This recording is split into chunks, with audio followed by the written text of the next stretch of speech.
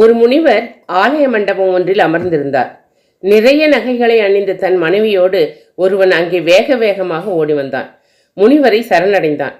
தன்னை திருடர்கள் துரத்தி வருவதாகவும் அடைக்கலம் தர வேண்டும் என்றும் கேட்டுக்கொண்டான். அந்த முனிவர் பொய்யே சொல்லாதவர், எந்த சூழ்நிலையிலும் பொய் பேசக்கூடாது என்பதை விரதமாகவே கொண்டவர். அந்த தம்பதியர் மண்டபத்தின் ஒரு மூலையிலேயே போய் ஒளிந்து கொண்டார்கள். அதன் பின் அங்கே கள்வர்கள் வந்தார்கள். முனிவரிடம், இங்கே தம்பதியர் வந்தாரா என்று கேட்டார்கள். வரவில்லை என்று பொய் சொல்ல விரும்பாத முனிவர் அடைக்கலமான வழிப்போக்கர்கள் இருந்த இடத்தை சுட்டி காட்டினார்.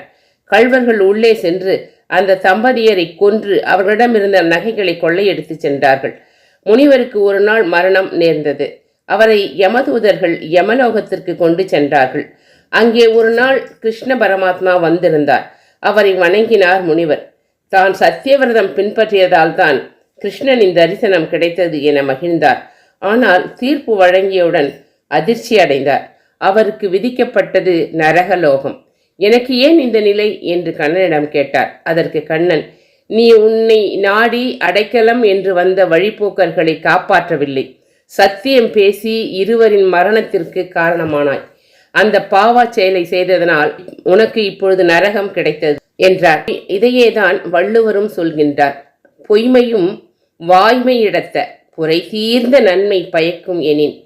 அதாவது, நீ சொல்லும் வார்த்தைகளால் யாருக்காவது குற்றமில்லாத நன்மை கிடைக்கும் என்றால் அந்த நேரத்தில் பொய் சொல்லலாம். அது கூட வாய்மைக்கு சமமாக கருதப்படும் என்பதே இதன் பொருள். முனிவர் பின்பற்றிய சத்தியம் திருடர்களை ஊக்குவிக்கவும் 2 உயிர்களை கொடூரமாக கொல்லவும் மட்டுமே உதவியது. எனவே இடம்பொருள் ஏவல் உணர்ந்தே மனிதன் செயல்பட வேண்டும். தொடர்ந்து ஆதரவளித்து வரும் தோழமைகளுக்கு நன்றி. வாழ்க வளமுடன்.